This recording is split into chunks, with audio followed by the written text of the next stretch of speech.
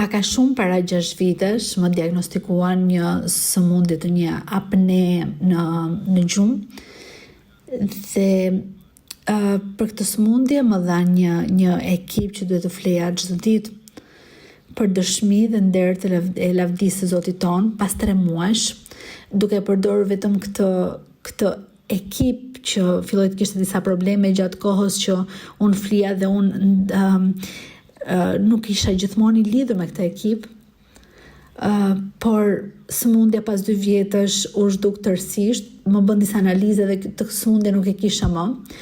Gjatë kësaj sëmundje pata një paralizë rreth 20 minutash, ku pata një mbiksje të gjakut, më bën studime të specializuara sepse kjo mund të më sillte një trombozë, por për lavdi të Zotit nuk ndodhi. Pas 2 muajsh që bëra këto analiza, mbiksja e gjakut u zhduk tërësisht nga trurim, sikur mos të kishte ndodhur kurrë, dhe kjo habiti shkencën mjekësore që thanë si është e mundur që kjo të ndodhte, dhe unë dëshmoj për t'i dhënë nderin dhe lavdin Zotin ton qiellor.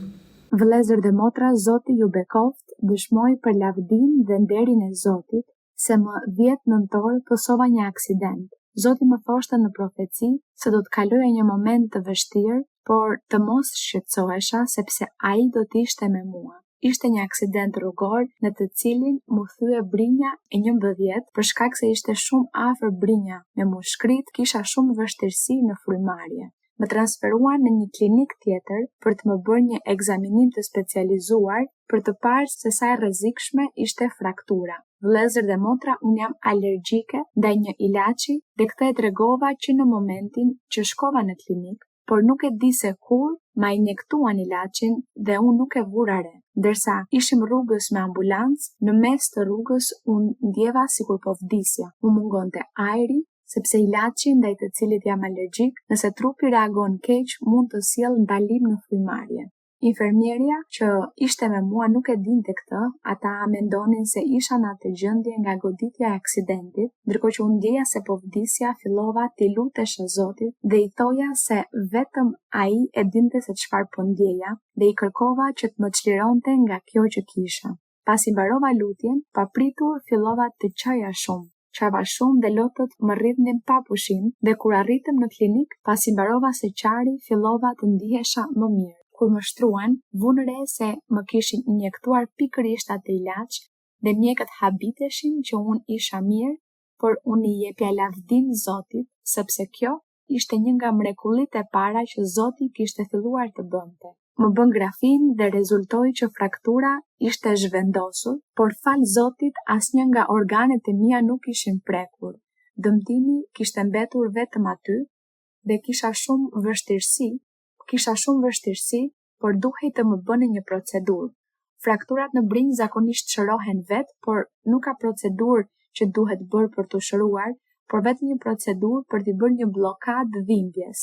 Për më tepër, mi ishte shfaqur dhe një neurit, që është një inflamacion apo një enjtje e nervave të brinjës, dhe procedura u krye një ditë të martë dhe më pas më nxorën nga spitali.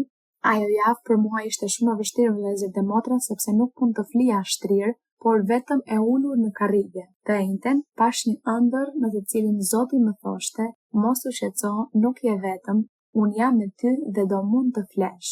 Që nga ai moment fillova të flija qetë në krevat dhe të dielën patëm kultin e mësimit me motrën Maria Luisa në librin e Mateut 9 dhe vllai Carlos Alberto, që është pastori kryesor botror i kishës, tregoi një dëshmi të një motre që kishte thyer kockën e krahut, humerusin, dhe se kocka ishte shkatruar plotësisht, dhe se Zoti përmes lutjes së motrës Maria Luisa kishte bërë mrekulli dhe i kishte rivendosur kockën.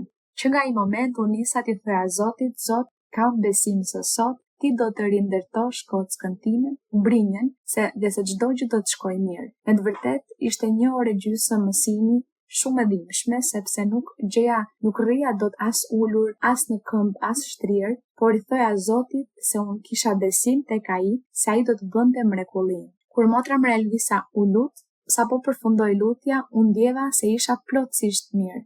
Mund të merrja frymëlirshëm, mund të bëja të gjitha aktivitetet e mia dhe që nga ai moment fillova të ndihesha mirë, Nuk kisha më nevojë që të qëndroja gjithmonë shtrirë dhe mjekët thoshin se procesi i shërimit do të zgjaste 4 deri në 6 muaj në të cilët duhet vetëm të pushoja, por të premten e kësaj jave vëllezër dhe motra shkova përsëri për kontroll, më bën analizat dhe mjeku më tha se nuk kishte asnjë gjurmë frakture. Isha plotësisht mirë për lavdi dhe nder të Zotit.